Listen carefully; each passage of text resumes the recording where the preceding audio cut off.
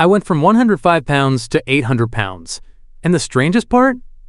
It was the first time in my life I ever felt free. Stay with me.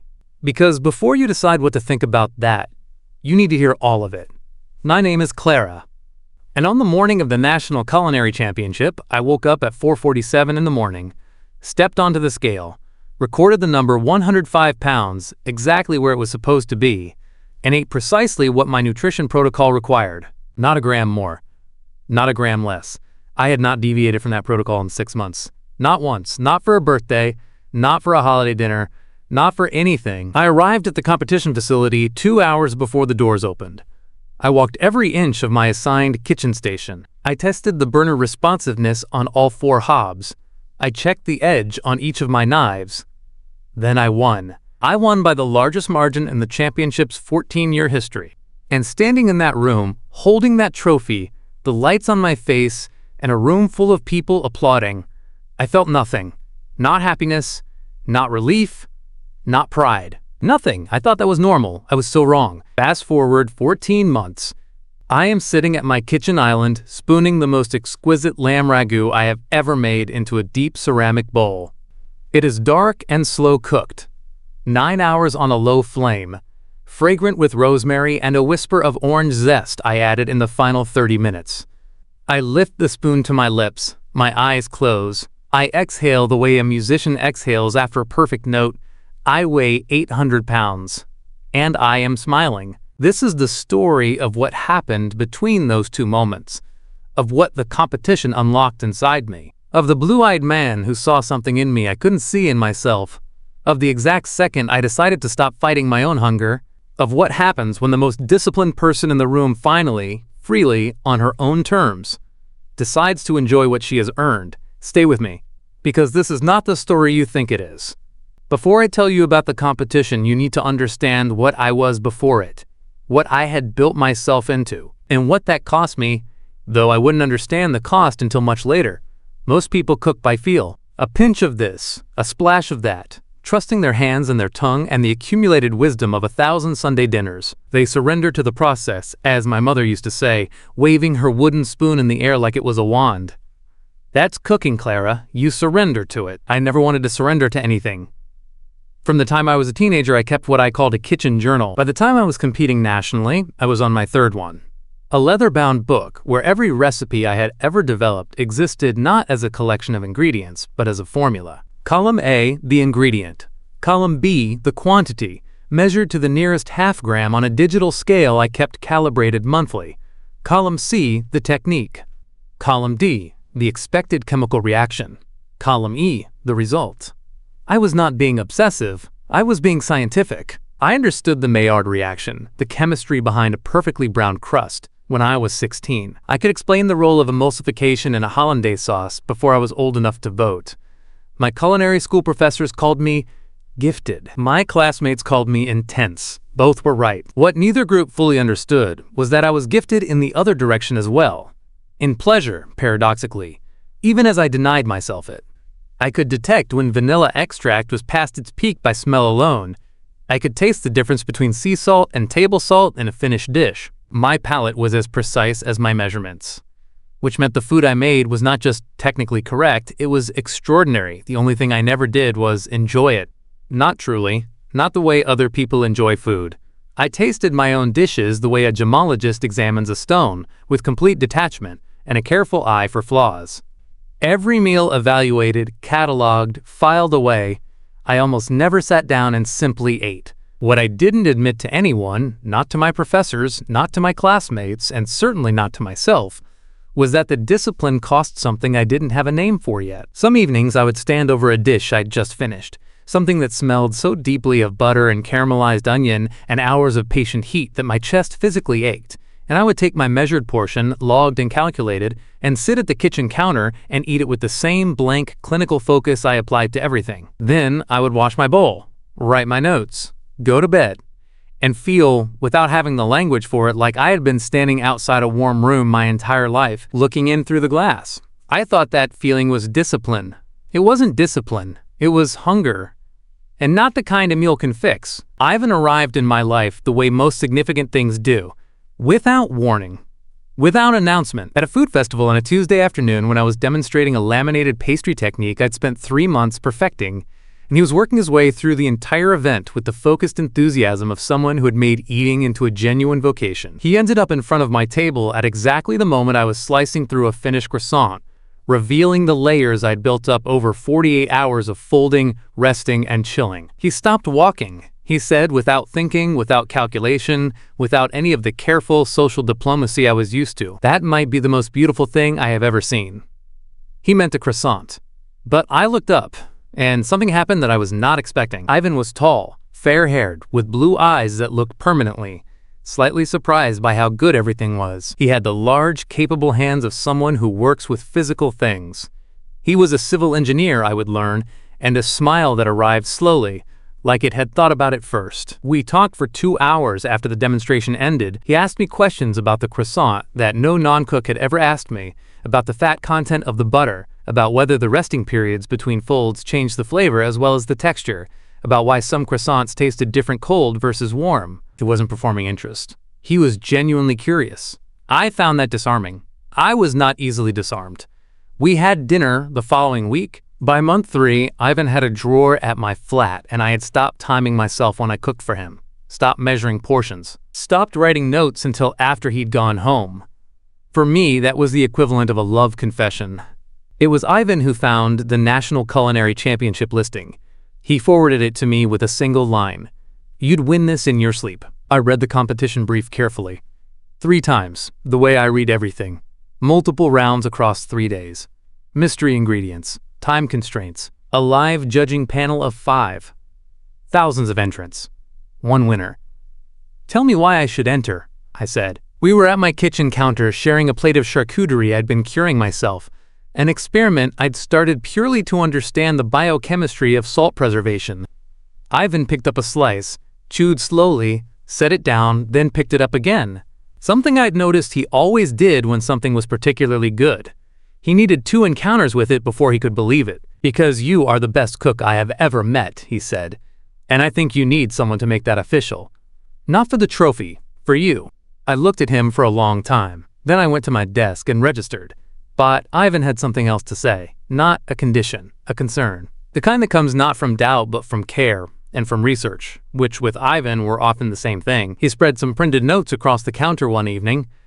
"I read something that worried me," he said. "In the last 3 championships, several highly rated contestants failed to complete their final rounds.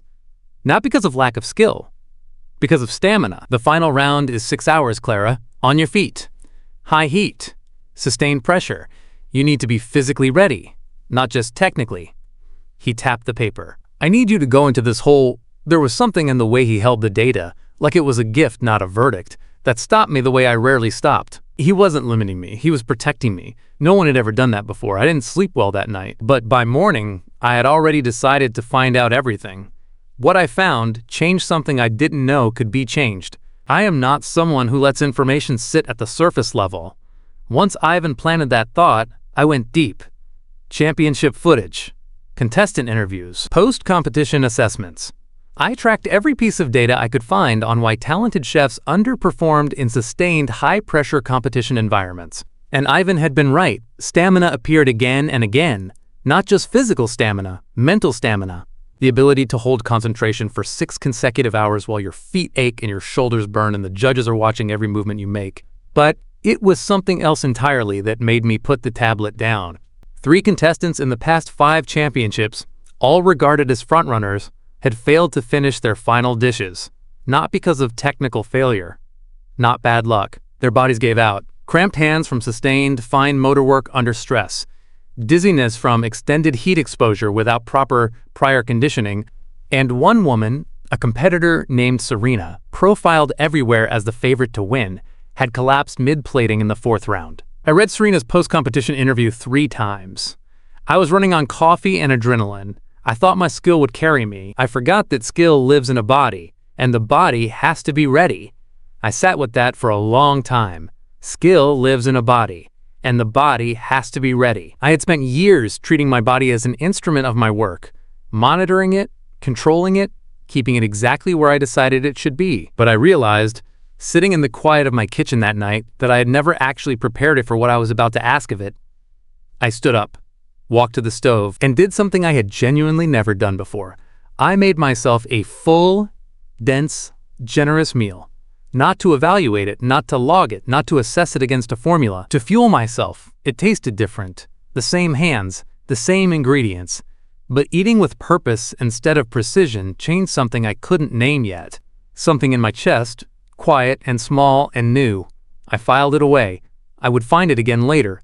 The training program I built was unlike anything I had done before. I hired a sports nutritionist, Dr. Rains, who usually worked with marathon runners and triathletes. We designed everything together: macronutrient targets, hydration protocols, standing endurance conditioning, grip strength training for sustained fine motor control under fatigue. I did everything exactly as prescribed. I also cooked 6-hour sessions every other day, replicating competition conditions as closely as I could in my own kitchen, forcing myself to stay sharp in the 4th hour when the tiredness arrived and my hands wanted to stop moving with precision. Ivan would come over after my sessions and find me on the kitchen floor, back against the cabinet, apron still on, eyes closed. "How did it go?" he'd ask. "Lost temperature awareness at the 4-hour mark. Burned the butter." He'd lower himself down to the floor beside me. We'd eat whatever I'd made, sometimes flawless, sometimes not, and I'd fall asleep before 9 o'clock. I did this for 6 months. I entered the regional qualifier in month 7. I won without difficulty, but something had started happening during those 6-hour sessions that I hadn't planned for. In the solitude of those long training cooks, in the heat and the ache and the sustained concentration, I had begun to notice the food differently, not as data, not as a formula executing itself, as something that felt alive, as something that felt like it deserved to be eaten. I didn't tell Ivan. I didn't have the language for it yet. The National Culinary Championship was held over 3 days in a purpose-built competition facility, a vast gleaming space with 30 fully equipped kitchen stations arranged in a horseshoe around a central judging panel. The entire room was designed to be watched. Every motion of every contestant captured from multiple angles. I walked in on day 1 and felt immediately, completely at home. That surprised me.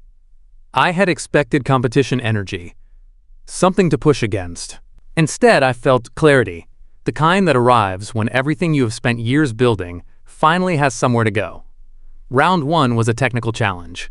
Classical techniques executed in 3 hours.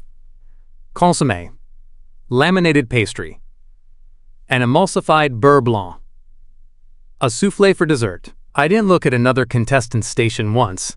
I finished with 22 minutes remaining. The head judge was a man named Dumont, a French chef with a reputation for being nearly impossible to impress. He tasted my consommé, set his spoon down, and said quietly to the judge beside him, "That is a properly made consommé."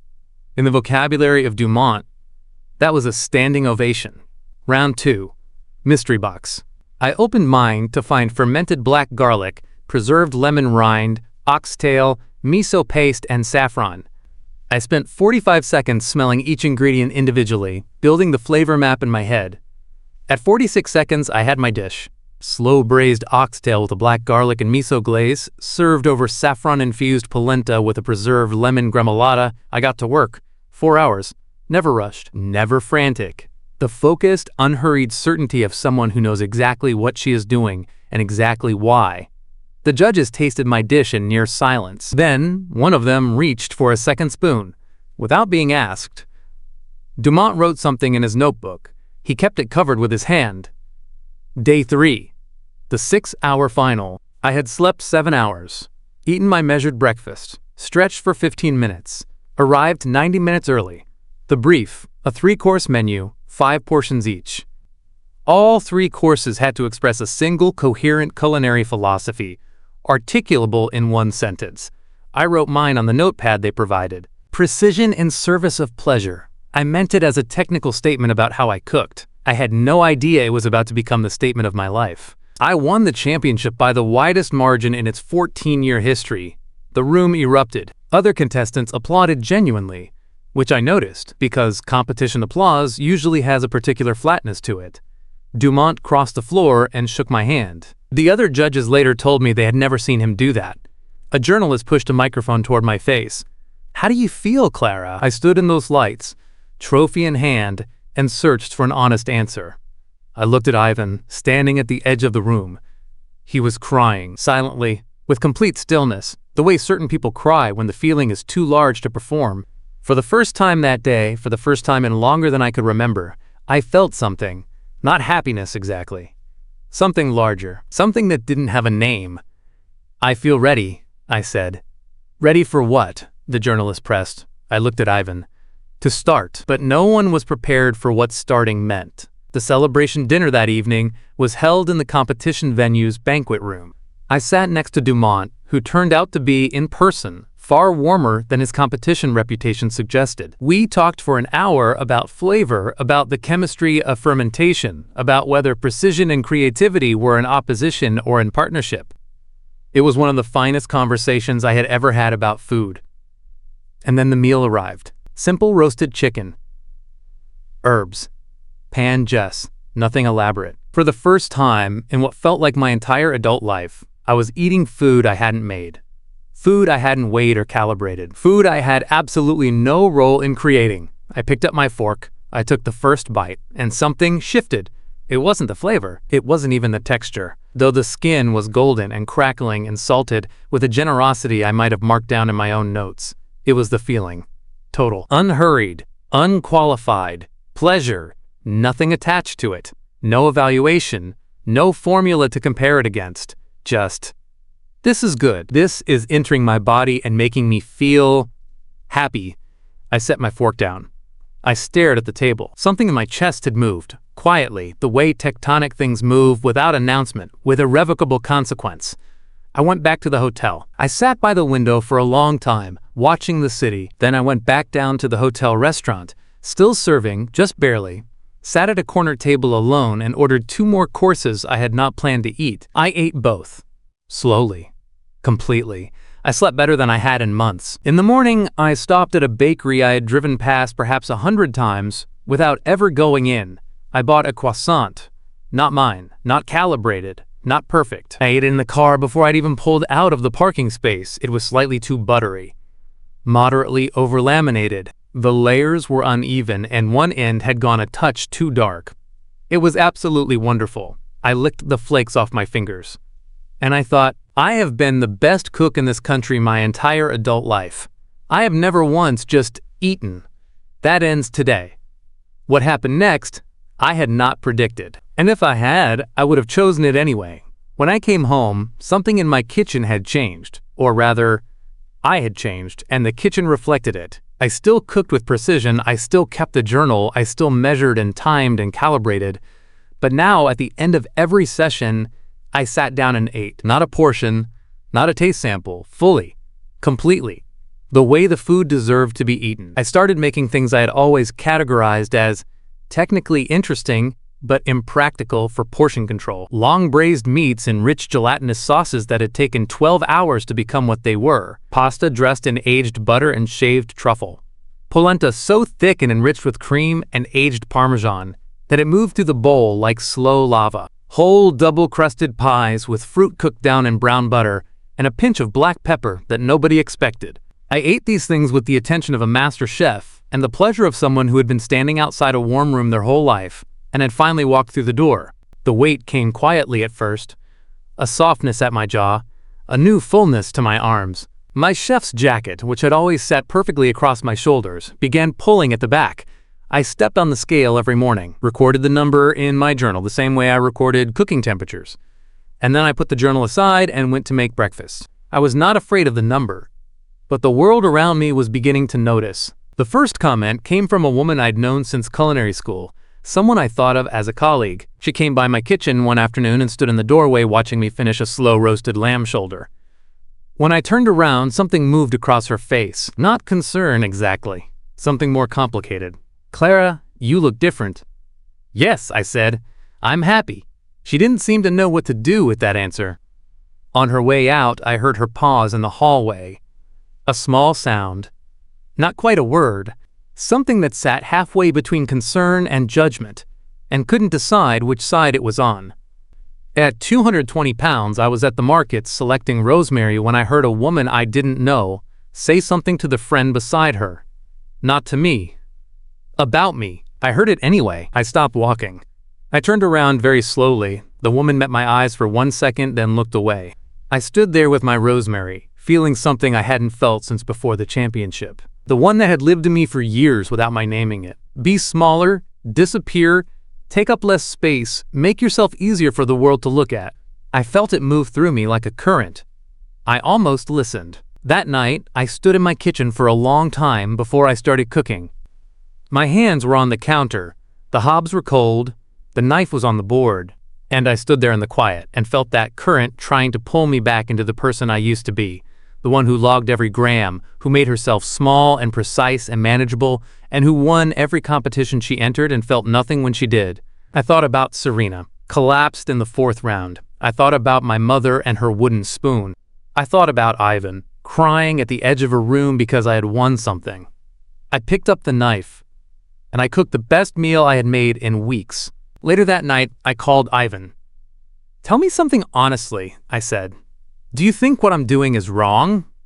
He was quiet, not hesitating, thinking. He had learned early that I had no use for comfort dressed as an answer. "I think," he said slowly, "that you spent your entire life fighting your own hunger, and I think that fight cost you something that no trophy could ever give back." A pause. "I also think you are the only person I have ever met who feels the full weight of what something costs, and still chooses it, clearly, without flinching." "You see things," I said. "Not many people see things."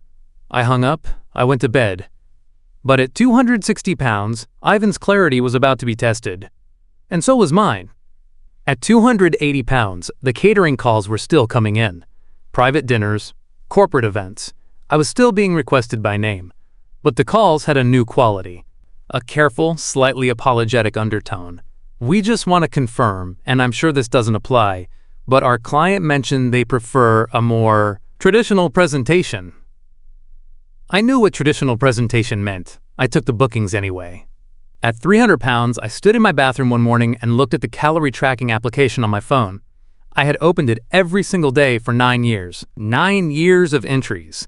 Every meal I had ever consumed, cataloged and measured and justified. The complete history of my relationship with food compressed into graphs that trended downward whenever I was being, as the app called it, on track. I stared at the screen for a long time. I thought about those 9 years. About what I had given them, about winning the National Culinary Championship and feeling nothing.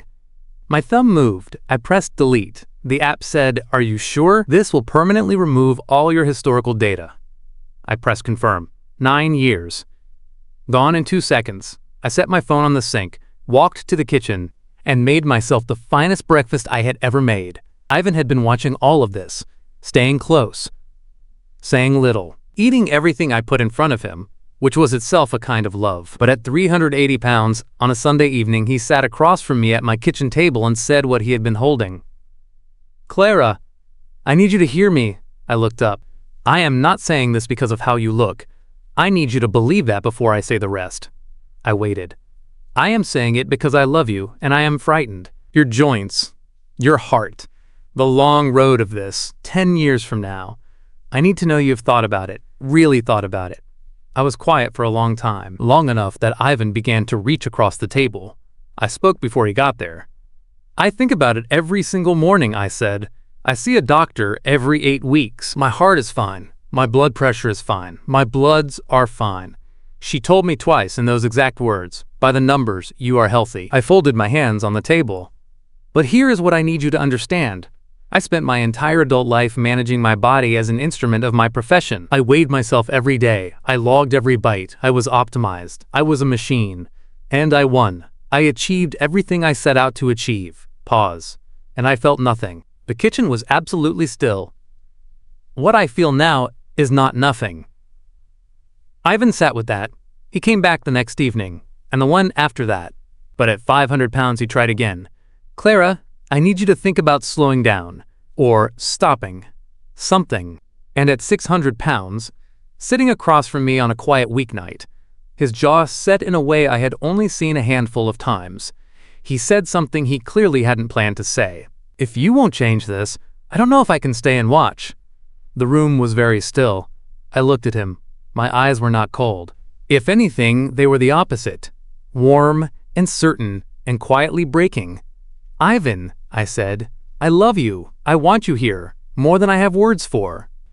But I will not change this. Not out of stubbornness, because I have thought about it more carefully than I have thought about anything in my life, and this is my answer." I looked at him. Most dangerous lie I ever believed was that making myself smaller made me better. It didn't.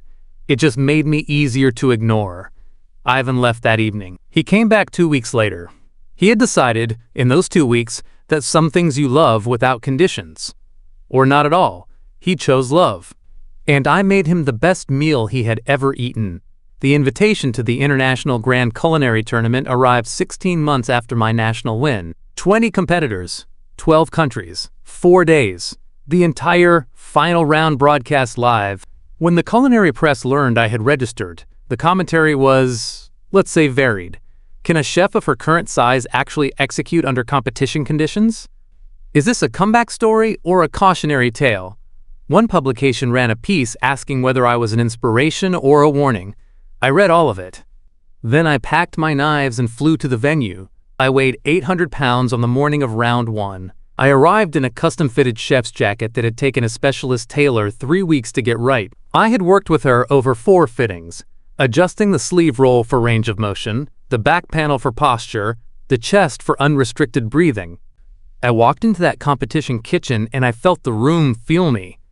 Competitors glancing sideways, assistants pausing, one camera operator swinging toward me a beat ahead of schedule. I did not acknowledge any of it. I went to my station, I read the brief. 12 ingredients, 5 hours, 3 courses. I made my plan in 90 seconds. And then I cooked. Not faster than anyone else in the room, not slower. At my own speed, the speed of someone who knows with complete certainty what she is doing and why. I had adapted my kitchen practice over the months of weight gain with the same methodical precision I had applied to everything else. Modified workstation positioning, a reinforced stool for extended plating work, adjusted leverage techniques for heavy cookware.